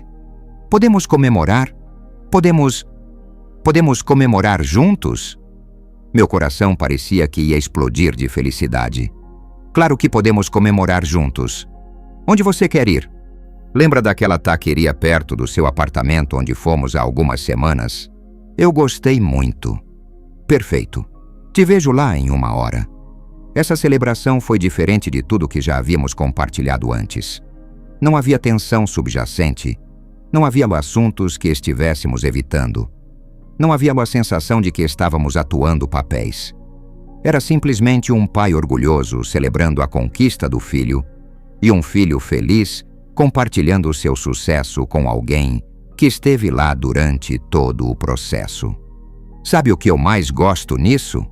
Me disse Emílio enquanto comíamos tacos ao pastor. O quê? Que conseguimos juntos. Quando começamos com as inscrições, eu achava que era algo que tinha que fazer sozinho. Mas trabalhar com você aos sábados Foi a primeira vez que senti que realmente éramos uma equipe. Suas palavras me encheram de uma satisfação que eu não sentia há anos. Não a satisfação superficial de comprar algo caro ou planejar uma aventura elaborada, mas a satisfação profunda de ter contribuído genuinamente para algo importante na vida do meu filho. Para mim também, respondi. Esses últimos meses foram os melhores meses que tivemos juntos desde que você era muito pequeno. Sério. E não só porque você conseguiu entrar na universidade, porque finalmente sinto que te conheço como pessoa, não só como meu filho. Emílio assentiu. Eu sinto o mesmo. É estranho, mas sinto como se estivesse começando a conhecer meu pai agora. Agora, sentado nesta cafeteria esperando ele terminar o exame de admissão, reflito sobre todo o caminho que percorremos. O lenço que diz pior pai do mundo ainda está na minha carteira, mas já não o carrego como penitência. Eu o carrego como um lembrete de onde começamos e o quanto avançamos. A porta da cafeteria se abre e Emílio entra, procurando-me com o olhar. Quando me vê, caminha até minha mesa com uma expressão que não consigo decifrar completamente. Como foi? Pergunto enquanto ele se senta. Difícil, mas bem. Acho que bem. Ele parece cansado, mas não derrotado. As matemáticas foram mais fáceis do que eu esperava, mas a parte de física foi brutal. Como você se sente em relação a isso? Honestamente, estou satisfeito com meu esforço. Estudei o máximo que pude, me preparei o máximo que pude. Se não for suficiente, então essa universidade simplesmente não era para mim. Sua maturidade me surpreende constantemente. O garoto que 6 meses atrás se trancava no quarto chorando pelas bolsas rejeitadas agora falava com uma perspectiva equilibrada sobre sucesso e fracasso. Tenho orgulho de você, digo, independentemente dos resultados. Eu sei, e isso significa muito para mim. Pedimos café e ficamos ali por 1 hora, conversando sobre o exame, sobre seus planos para o verão, sobre uma garota da turma que ele gosta, mas com quem não tem coragem de falar. Você já foi tímido com as garotas? Ele me pergunta. Está brincando? Eu era terrivelmente tímido. Sua mãe teve que fazer quase todo o primeiro movimento quando éramos adolescentes. Sério? Sério. Fiquei apaixonado por ela por meses antes de ter coragem de falar com ela. É difícil imaginar você tímido. Eu era um desastre completo. Suava, gaguejava, esquecia como funcionar como um ser humano normal. Ele ri. O que mudou? Sua mãe sorriu para mim um dia na biblioteca e perguntou se eu queria estudar junto. Acontece que ela também era tímida, mas era melhor do que eu em esconder isso. Você acha que eu deveria convidar a Sofia para o cinema? Você quer convidá-la? Sim, mas e se ela disser não? E se ela disser sim? Ele pensa por um momento. Você tem um ponto. A rejeição dói, mas o arrependimento de não tentar dói mais e dura mais tempo. Você fala por experiência? Falo por muita experiência. Quando saímos da cafeteria, Emílio me surpreende com uma pergunta que eu não esperava. Pai, você poderia me levar para casa? Claro, mas você não tem seu carro? Tenho, mas... Não sei. Queria passar mais tempo com você hoje. Podemos pegar meu carro mais tarde. Durante o trajeto para Las Lomas, ele me conta mais sobre Sofia, sobre seus planos para o verão se entrar na universidade, sobre seus nervos por morar sozinho pela primeira vez. Você acha que vou ficar bem morando longe de casa? Ele me pergunta. Acho que você vai ficar mais do que bem, mas também acho que é normal ficar nervoso. É uma grande transição. Você ficou nervoso quando se mudou para a universidade? Eu estava apavorado, mas também animado. E acabou sendo uma das melhores experiências da minha vida. Quando chegamos à casa dele, ele fica no carro por um momento antes de sair: pai, quero te dizer uma coisa. Diga. Sei que fui muito duro com você durante esses anos. Sei que o lenço foi cruel. E sei que te disse coisas que te machucaram. Emílio. Não. Deixa-me eu terminar.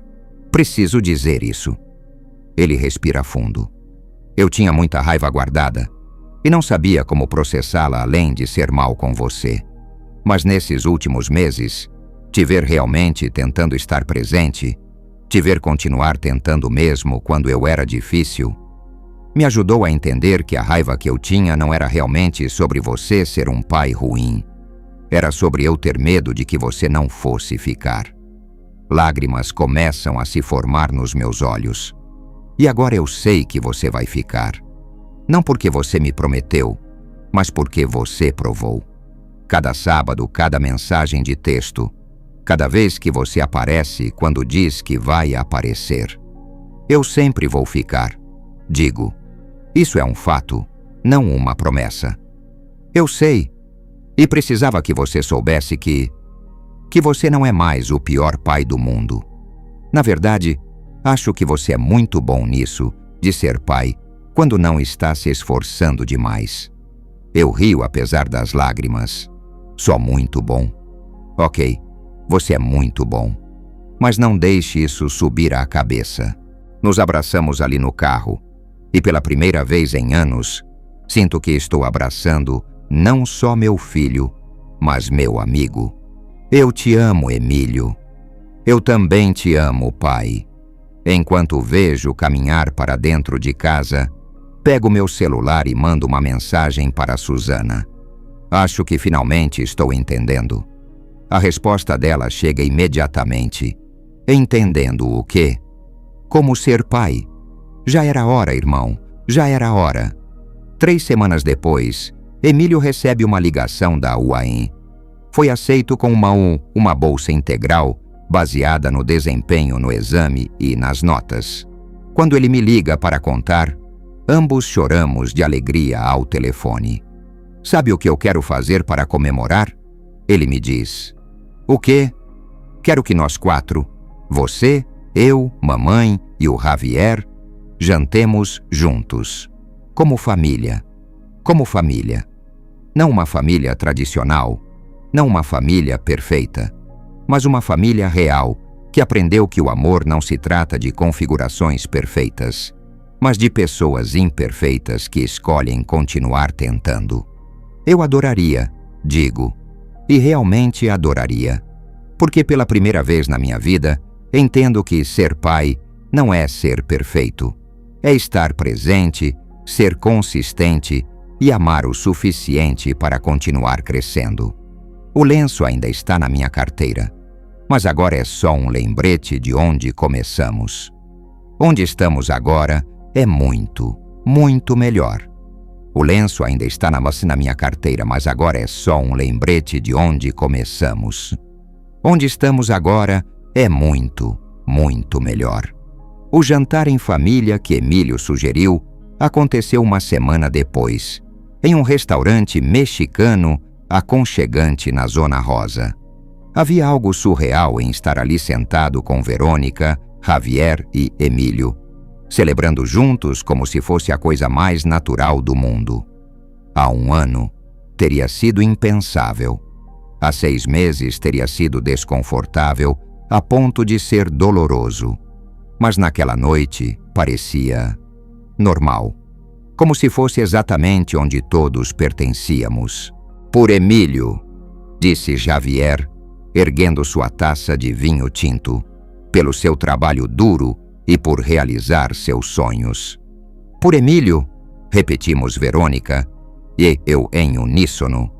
E por vocês 3, acrescentou Emílio levantando sua Coca-Cola, por me ensinarem que as famílias podem ter muitas formas diferentes e que todas podem funcionar se as pessoas se amarem o suficiente. Durante o jantar, conversamos sobre os planos universitários dele, sobre a carreira de engenharia, sobre suas esperanças para o futuro. Mas também falamos sobre coisas mundanas. A comida, o trânsito na cidade, Um filme que o Javier e o Emílio tinham assistido juntos na semana anterior. Era exatamente o que eu nunca soubera que queria. Uma conversa familiar normal e descontraída. Em um dado momento, enquanto Emílio e Javier discutiam as vantagens de diferentes linguagens de programação, Verônica se inclinou para mim. "Ele parece feliz", murmurou, referindo-se ao Emílio. "Sim, ele parece feliz", concordei. "Você também parece diferente, mais relaxado." Pensei na observação dela. Eu me sinto diferente. Pela primeira vez em anos, sinto como se soubesse qual é o meu lugar na vida dele. E qual é? O pai dele. Não o pai perfeito que deveria ter sido desde o começo, mas o pai presente daqui para frente. Verônica assentiu. Isso é tudo o que ele precisava. Consistência. Depois do jantar, caminhamos juntos até o estacionamento. O ar da noite estava fresco e as luzes da cidade criavam um ambiente quase mágico. "Pai", disse Emílio quando chegamos onde nossos carros estavam estacionados, "podemos fazer isso mais vezes? Não necessariamente jantares formais em família, mas passar tempo juntos regularmente." "Eu adoraria", respondi sem hesitar. "Que tal continuarmos com nossos sábados de manhã? Obviamente não precisamos mais trabalhar nas inscrições para a universidade, mas poderíamos simplesmente, não sei, passar tempo juntos. Talvez você possa me ajudar a me preparar para a universidade de outras maneiras." "Como o quê?" "Como me ensinar a lavar roupa direito, ou como fazer um orçamento, ou simplesmente conversar sobre coisas da vida." A ideia me encheu de emoção. Não só porque significava tempo regular com o Emílio, mas porque sugeria que ele me via como alguém de quem podia aprender, alguém cuja sabedoria e experiência tinham valor para ele. "Seria uma honra", disse a ele. Quando estávamos nos despedindo, Emílio me abraçou forte. "Obrigado, pai." "Por quê?" "Por não desistir de mim. Por continuar tentando mesmo quando eu era impossível. Por me mostrar que segundas chances podem funcionar se as duas pessoas realmente quiserem." As palavras dele me acompanharam durante todo o caminho de volta ao meu apartamento. Uma vez em casa, sentei na minha pequena sala e refleti sobre tudo que havia mudado nos últimos meses. O apartamento também parecia diferente. Já não parecia o refúgio solitário de um homem divorciado, cheio de autocomiseração. Parecia o lar de alguém que tinha propósito, conexões, futuro. Havia fotos novas do Emílio nas paredes, fotos recentes dos nossos sábados juntos, não só as fotos antigas de quando ele era pequeno. Havia uma cadeira extra na mesa da cozinha para quando ele viesse me visitar. Havia sinais por toda a casa de que minha vida incluía outras pessoas de maneiras significativas. Tirei o lenço da minha carteira pela última vez. Desdobrei e o estudei sob a luz da lâmpada. As palavras "pior pai do mundo" ainda estavam lá, bordadas em linha vermelha, mas já não me doíam. Agora eu podia ver o que a Susana tinha visto desde o começo. Cada ponto representava tempo que o Emílio passou pensando em mim, mesmo quando estava bravo comigo. Cada letra era evidência de que eu importava o suficiente para merecer sua atenção, mesmo que essa atenção tivesse vindo em forma de dor. Dobrei o lenço cuidadosamente e o coloquei na gaveta da minha escrivaninha, não mais na minha carteira. Eu não precisava mais carregá-lo comigo como lembrete dos meus fracassos. Os lembretes que importavam agora eram diferentes. As mensagens de bom dia do Emílio, as fotos dos nossos sábados juntos, a facilidade das nossas conversas, a forma como ele começara a buscar meu conselho sobre decisões importantes. No dia seguinte, domingo, recebi uma mensagem inesperada do Emílio. "Pai, quer vir tomar café da manhã? A mamãe está fazendo chilaquiles e disse que tem o suficiente para 4. 6 meses atrás, um convite assim teria sido impensável. 3 meses atrás, teria vindo carregado de tensão e expectativas desconfortáveis. mas agora parecia completamente natural. Estarei aí em meia hora, respondi.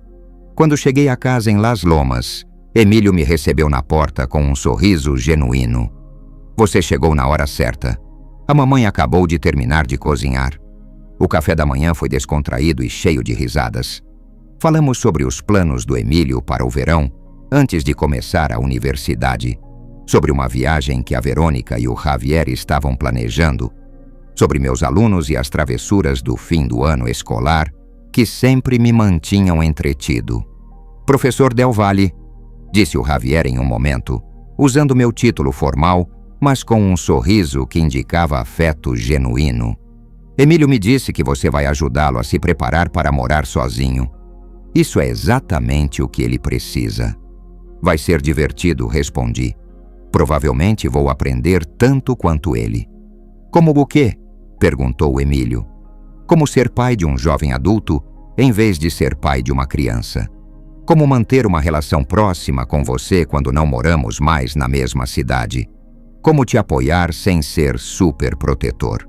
Bem, você tem a vida toda para praticar, disse o Emílio com um sorriso travesso. A vida toda?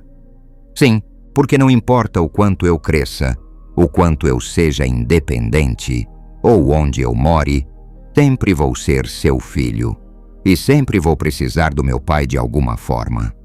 Naquele momento, sentado à mesa do café da manhã com minha família não tradicional, mas completamente real, percebi que tinha chegado exatamente onde precisava estar. Não como o pai perfeito que tentei ser por tanto tempo, mas como o pai real que finalmente aprendi a ser.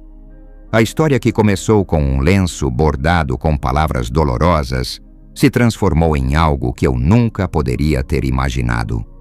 Uma segunda chance real, construída sobre honestidade, consistência e a compreensão de que o amor verdadeiro não é ser perfeito, mas continuar aparecendo, dia após dia, não importa o quê.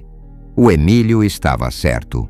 Ele seria meu filho para sempre, e eu seria seu pai para sempre. Mas agora eu sabia como fazer disso algo bonito, em vez de algo doloroso. Era mais do que eu jamais tinha ousado esperar. E era exatamente o que nós dois precisávamos o tempo todo.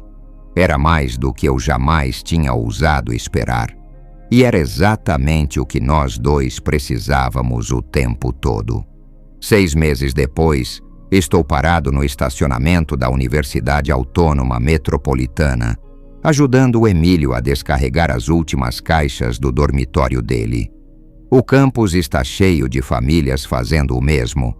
Pais carregando mini geladeiras, mães organizando roupas de cama, irmãos mais novos correndo entre os prédios com empolgação. Você tem certeza de que não precisa de mais cabides? Pergunta a Verônica pela 5ª vez, conferindo mentalmente a lista de coisas que poderiam ter esquecido. Mamãe, eu tenho cabides suficientes para 3 pessoas, responde o Emílio, mas diz com paciência e carinho. Estou bem sério. O Javier está instalando uma pequena geladeira no canto do quarto e eu estou ajudando o Emílio a organizar seus livros didáticos na escrivaninha. O colega de quarto dele, um rapaz chamado Diego, de Guadalajara, chegou ontem com os pais. Então o quarto já tem aquela energia de 2 famílias tentando compartilhar um espaço pequeno de forma educada. O Diego parece um bom cara. Comento enquanto arrumo os livros de cálculo e física. Sim, eu gosto dele. Ele estudou em um colégio de bacharelado, como eu. Então os dois sabemos o que é trabalhar duro para estar aqui. Há algo na voz dele que me enche de orgulho. Não arrogância, mas uma confiança tranquila na sua capacidade de lidar com os desafios que virão. Os últimos meses de preparação para a universidade, nossos sábados aprendendo a lavar roupa, fazer orçamentos e cozinhar refeições básicas. Claramente lhe deram segurança na sua capacidade de ser independente. Você lembra como separar a roupa? Pergunto enquanto dobro algumas camisetas. Brancos coloridos e jeans separados. Água fria para as cores. quente para os brancos. E nunca colocar nada vermelho novo com roupa branca. E o orçamento? 700 pesos semanais para comida, 200 para gastos pessoais. E qualquer coisa extra sai do meu trabalho de fim de semana na biblioteca. Revisamos esses detalhes dezenas de vezes, mas me tranquiliza ouvir que ele os tem claros. Mais do que os detalhes práticos, me tranquiliza ouvir a confiança na voz dele. Pai, ele diz de repente, você pode vir aqui um segundo? Me aproximo de onde ele está organizando suas roupas no armário. O que foi? Ele tira algo da mala, algo pequeno embrulhado em papel de presente. Queria te dar isso antes de você ir. Minhas mãos tremem levemente enquanto desembrulho-se o presente. É um lenço, claramente feito à mão, bordado com linha azul. As palavras dizem, melhor pai do mundo, finalmente. Fico sem palavras por um momento. As lágrimas começam a se formar nos meus olhos antes que eu possa detê-las. Emílio. Eu sei que o original foi cruel, ele diz rapidamente. E sei que demorei muito para perceber que estava sendo injusto com você, mas queria que você tivesse algo que representasse onde estamos agora, não onde estávamos antes. Eu o abraço forte, sem me importar que Verônica, Javier e Diego possam nos ver. É o presente mais lindo que alguém já me deu. Sussurro para ele. Sério, sério.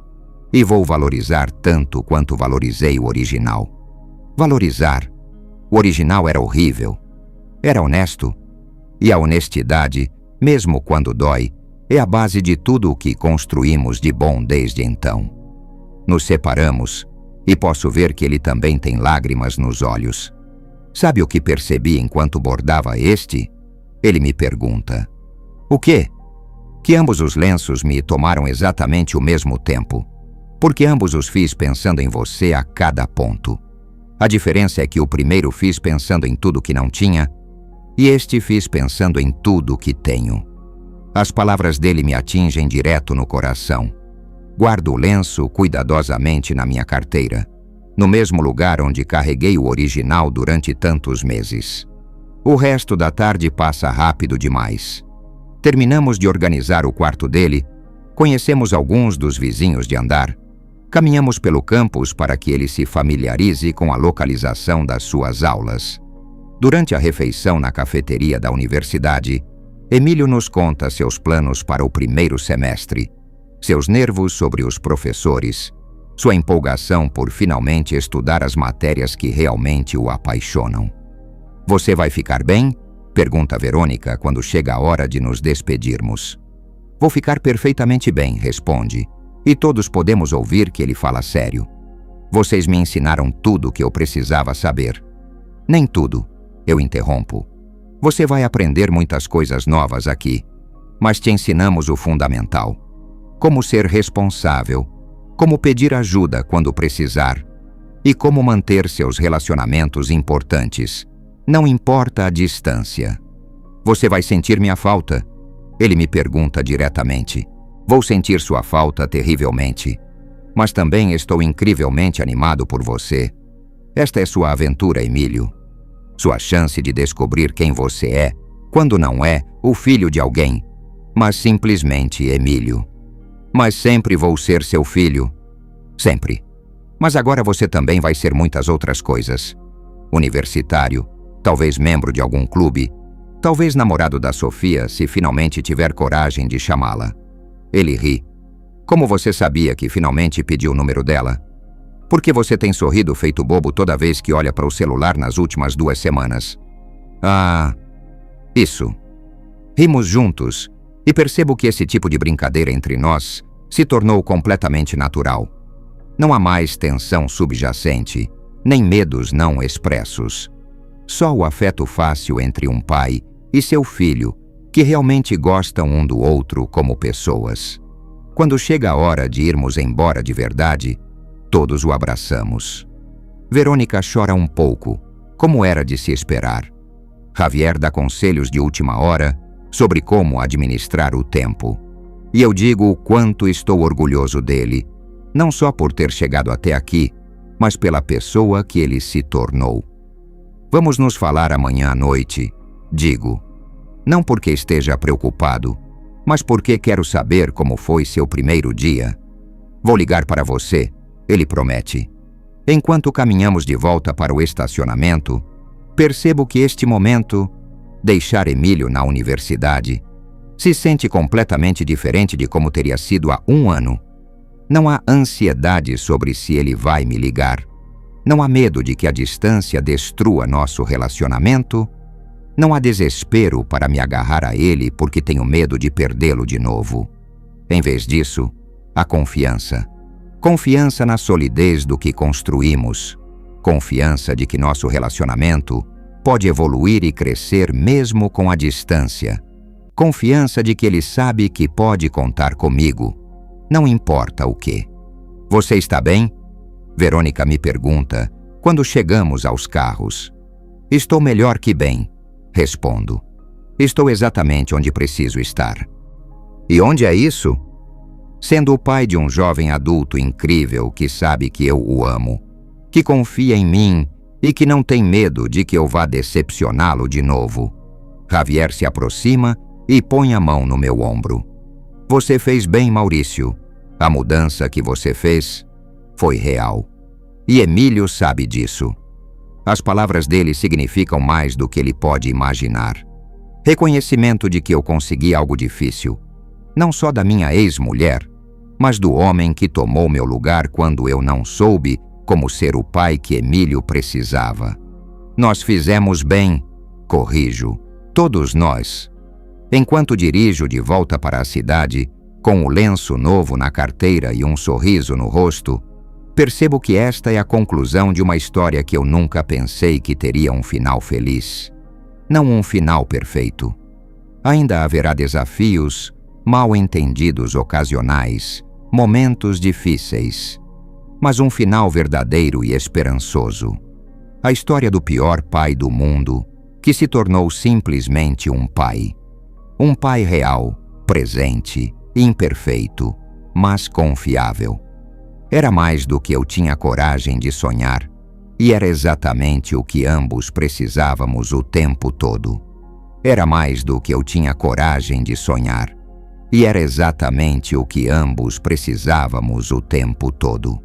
3 anos depois, estou sentado na primeira fila do auditório da Universidade Autônoma Metropolitana, vendo meu filho caminhar até o palco para receber seu diploma de engenharia. Verônica está à minha direita, enxugando as lágrimas com um lenço, e Javier está à minha esquerda, gravando tudo com o celular. Do outro lado está Susana, que insistiu em vir porque, como disse, não perderia este momento por nada no mundo. Emílio Del Valle Sandoval, anuncia o reitor, e meu filho atravessa o palco com aquele sorriso confiante que desenvolveu durante esses anos universitários. O aplauso da nossa sessão provavelmente é mais alto do que o de qualquer outra família, mas não me importo. Este momento representa muito mais do que uma formatura universitária. Representa a culminação de uma transformação que começou com um lenço bordado com palavras cruéis e se tornou algo que eu nunca imaginei ser possível. Durante esses 3 anos de universidade, Emílio e eu mantivemos nossas ligações semanais religiosamente. No começo, eram conversas sobre como ele se adaptava à vida universitária, sobre suas aulas, suas dificuldades com cálculo diferencial e sua fascinação pela engenharia estrutural. Gradualmente evoluíram para conversas mais profundas sobre seus sonhos profissionais, seus relacionamentos. Sim, ele finalmente conseguiu namorar a Sofia, embora esse relacionamento tenha durado apenas 1 semestre. E suas reflexões sobre a vida. Sabe o que é mais estranho de estar aqui? Ele me disse durante uma ligação no 2º semestre. O quê? Que pela primeira vez na minha vida, quando as pessoas me perguntam sobre minha família, eu falo de você sem sentir raiva ou tristeza. Simplesmente falo do meu pai, como qualquer outro estudante fala do seu. Essa conversa foi um momento de revelação para mim. Percebi que não só havíamos reparado nossa relação, mas que havíamos criado uma nova versão dela, genuinamente saudável e madura. Agora, Montenegro, enquanto vejo Emílio apertar a mão do reitor e receber seu diploma, penso em todos os pequenos momentos que nos trouxeram até aqui. As visitas mensais que eu fazia ao campus, onde às vezes simplesmente almoçávamos juntos e outras vezes ele me apresentava aos seus amigos com óbvio orgulho. Os verões em que ele voltava para casa e retomávamos nossos sábados de manhã, agora adaptados para incluir um jovem adulto que tinha muito a me contar sobre sua vida independente. Também houve momentos difíceis. No segundo ano, Emílio passou por uma crise existencial sobre se havia escolhido o curso certo. Ele ligou uma noite, completamente sobrecarregado com a carga de trabalho e duvidando de suas habilidades. E se eu não for inteligente o suficiente para isso, pai? E se eu cometi um erro enorme? No passado, meu instinto teria sido minimizar suas preocupações ou tentar resolver o problema por ele, mas eu havia aprendido a ouvir primeiro. Me conte o que está acontecendo especificamente, eu disse. Durante uma hora, ele me explicou suas frustrações com uma aula particularmente difícil de mecânica dos fluidos, suas dúvidas sobre se tinha as habilidades matemáticas necessárias, sua constante comparação com colegas que pareciam entender tudo mais facilmente do que ele. Lembra do que você me disse quando estávamos fazendo a sua inscrição para as universidades? Perguntei quando ele terminou de desabafar. O quê? Que a universidade não te faz bem-sucedido. Você é quem se faz bem-sucedido na universidade. Sim, mas e se... Emílio, interrompi suavemente. Você tem ido a todas as suas aulas? Sim. Você tem feito todas as suas tarefas? Sim. Você tem ido ao horário de atendimento dos seus professores quando precisa de ajuda? Sim. Você tem estudado consistentemente, não só antes das provas? Sim. Então você está fazendo tudo o que pode fazer. Os resultados serão o que forem, mas não será porque você não se esforçou. Essa conversa foi um ponto de virada para ele. Não porque tivesse resolvido magicamente suas dificuldades acadêmicas, mas porque ele aprendeu a confiar no seu processo e na sua capacidade de lidar com os desafios que surgissem. No final daquele semestre difícil, ele passou em todas as suas aulas, incluindo a temida mecânica dos fluidos. Mas mais importante, ele desenvolveu uma confiança em si mesmo que vinha não da arrogância, mas do conhecimento de que podia enfrentar a adversidade. Emílio sempre fala de você nas cartas dele, me disse sua namorada atual, Carmen, quando a conheci durante uma visita ao campus no ano passado. Ele diz que você lhe ensinou que tudo bem não ser perfeito, desde que seja consistente. Essas palavras me encheram de um orgulho completamente diferente do orgulho superficial que eu sentia no passado, quando tentava impressionar as pessoas com as conquistas do meu filho. Esse era o orgulho profundo de saber que eu havia contribuído genuinamente para formar seu caráter. Agora, enquanto Emílio desce do palco com seu diploma na mão, ele procura nossa sessão com o olhar e nos cumprimenta com um sorriso radiante. Todos nós nos levantamos, aplaudindo como se fôssemos o público de um show de rock, em vez de uma cerimônia de formatura acadêmica. Depois da cerimônia, nos reunimos do lado de fora do auditório para fotos. Carmen está lá também. Uma jovem inteligente e gentil que estuda psicologia e que claramente adora Emílio tanto quanto ele a adora. Susana insiste em tirar fotos de todas as combinações possíveis de pessoas, incluindo várias só de Emílio e eu. Mais uma, diz ela, ajustando o celular. Maurício, coloque seu braço em volta do Emílio. Emílio, pare de fazer caretas estranhas e sorria normalmente. Assim eu sorrio normalmente, protesta Emílio. mas obedece às instruções da tia. Enquanto posamos para a foto, Emílio me diz baixinho: "Pai, posso te dizer uma coisa?" "Claro." Tudo isso, a formatura, o curso, a confiança para ter um relacionamento sério com a Carmen, nada disso teria sido possível sem esses últimos anos com você. Suas palavras me emocionam tanto que tenho que me esforçar para manter o sorriso para a câmera da Susana. Emílio, você fez todo o trabalho duro. As aulas, as provas, as noites em claro estudando. Tudo o que eu fiz foi estar disponível. Exatamente. Você esteve disponível. Consistentemente, previsivelmente disponível. Sabe quantos dos meus amigos não podem contar com os pais para isso? Eu não tinha pensado nisso, mas percebo que ele está certo. Durante esses 3 anos, houve várias ocasiões em que Emílio ligou com problemas. Nem sempre crises grandes, às vezes só necessidade de conselho ou simples segurança. E eu sempre estive lá. Não foi dramático ou heróico, mas foi consistente. "Pronto", diz Susana, abaixando o celular. "Acho que tenho fotos suficientes para um álbum inteiro." "Tia Susana", diz Emílio, se aproximando para abraçá-la. "Obrigado por ter vindo. Significa muito para mim." "Eu não teria perdido por nada", responde ela.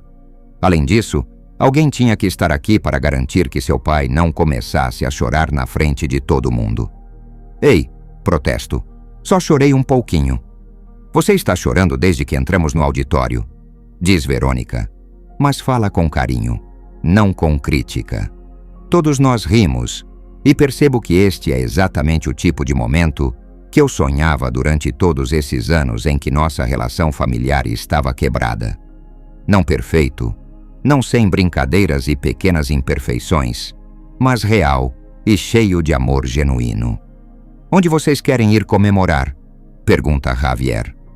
"Lembram daquela taqueria perto do apartamento do pai onde fomos comemorar quando me aceitaram aqui?", diz Emílio. "Sério que você quer ir lá para comemorar sua formatura universitária?", pergunta Carmen surpresa. "Poderíamos ir a algum lugar mais chique?" "Aquela taqueria é especial", explica Emílio.